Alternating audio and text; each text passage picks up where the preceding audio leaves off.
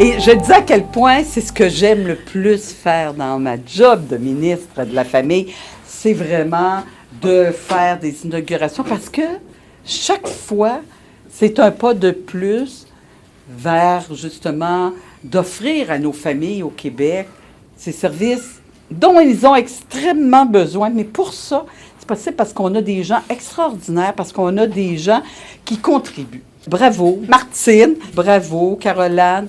Merci d'avoir relevé vos manches, d'avoir décidé de relever ce défi-là, même si ce n'est pas toujours facile, parce que c'est en plus de l'autre installation qui continue et qui existe toujours, de dire on va avancer, on va faire les démarches, on va travailler plus d'heures pour offrir ce merveilleux cadeau à la population.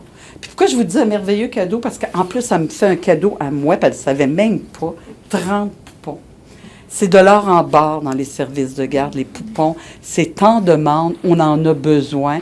Et vous avez osé dire sur les 100 places. Alors, il va y avoir 30 poupons. Je pense que ça double presque les places en pouponnière ici. Ça fait plus que doubler. Quand je sors d'une inauguration comme ça me motive parce que je rencontre des gens qui font une différence.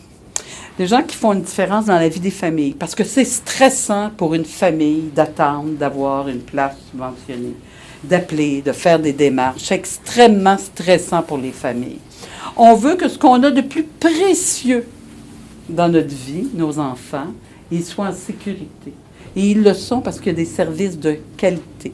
Et c'est ça à quoi vous avez travaillé, ouvrir cette garderie avec des services de qualité et avec une petite dose, je dirais, de cœur supplémentaire. Une préoccupation plus particulière pour les enfants qui ont des besoins particuliers. Ce que vous faites à tous les jours dans vos installations, oui, vous êtes une entrepreneur. Oui, vous dirigez des services de garde. Mais ce que vous faites à tous les jours, vous construisez le Québec de demain en donnant à nos tout petits ce qu'il y a de meilleur. Alors, bravo, bravo et merci pour ce que vous faites. En regardant autour de moi, et tantôt quand je suis entré, je constate que tout est bien pensé, tout a été prévu pour faire de ce milieu de vie l'endroit idéal pour que les enfants se développent harmonieusement. Je suis convaincu que les enfants seront traités avec professionnalisme, bienveillance et respect. Je crois aussi que ces nouvelles places représentent une excellente nouvelle pour la vitalité économique de Sainte-Julienne et de la région. Les parents qui auront l'opportunité de bénéficier de ces services pourront se consacrer à leur occupation personnelle et professionnelle, participant ainsi au développement socio-économique de leur communauté. Ils pourront le faire l'esprit en paix, sachant que leurs enfants sont au bon soin de personnel éducateur compétent et dévoué.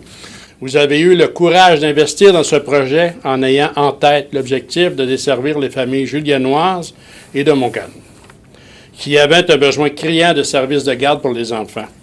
Avoir accès aux services de garde est un besoin essentiel. C'est un peu plus de 25 employés qui se dévouent pour le bien-être et le développement de nos enfants.